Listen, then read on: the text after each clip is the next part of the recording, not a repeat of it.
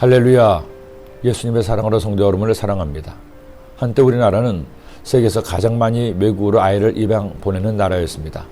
우리나라는 혈통을 중요하게 생각하는 경향이라 양자를 꺼리지만 기독교 윤리가 살아있는 서구 선진국의 사람 중에는 외국에 아이를 하더라도 자신의 양자로 입양해서 친자녀처럼 돌보는 것을 보면 대단한 생각을 하기도 했습니다. 더 대단한 이들도 있습니다. 똑똑하고 건강한 아이가 아니라 오히려 장애가 있는 아이를 입양해서 기르는 이들도 있습니다. 오직 그리스도의 사랑이 이런 헌신을 가능하게 하겠죠. 남의 아이를 자신의 아이처럼 생각한다는 것 만만한 일이 아닐 것입니다. 오죽하면 서양에서는 백설공주, 신데렐라 이야기도 있고 우리나라에서도 콩쥐판찌가 있겠습니까?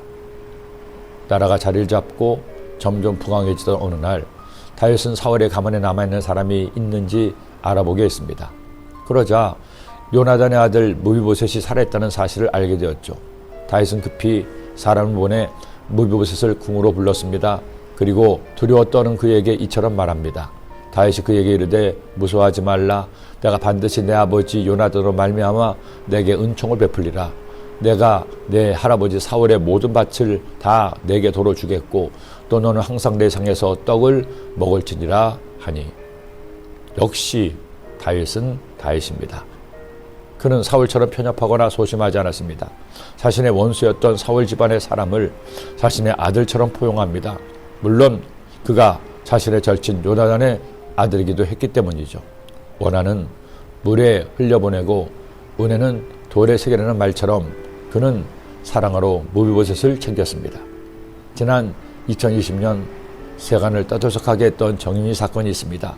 입양한 아이 정인이를 양부모가 학대를 너무 심하게 때린 끝에 사망한 사건이죠. 어떤 이유로도 16개월밖에 안 된 아이를 때려 숨지게 한 일은 있을 수 없는 일이었습니다. 결국 양부는 징역 5년, 양모는 징역 35년을 선고받고 복역 중이죠.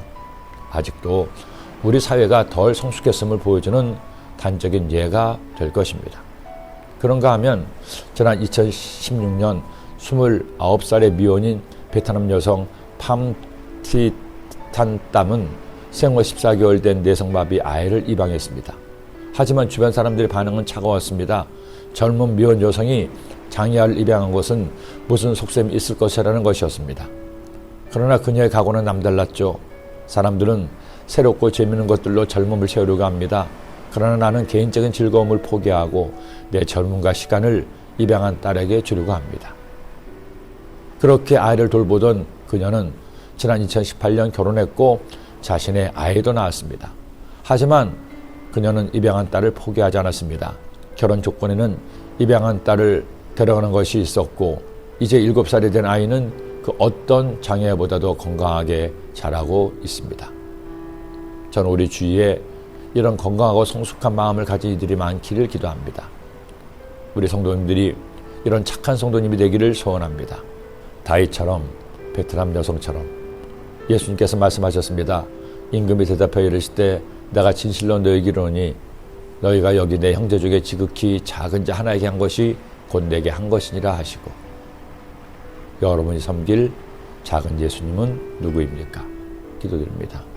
하나님 아버지, 원수의 가문이었던 무비보셋을 자신의 자녀처럼 궁에서 살게 하고 평생을 돌보아준 다윗의 선한 마음을 본받아 우리도 나의 도움이 필요한 사람에게 사랑과 도움을 나누고 함께 행복한 삶을 살아가는 주의 자녀가 되게 하여 주옵소서. 예수님의 이름으로 기도드립니다. 아멘.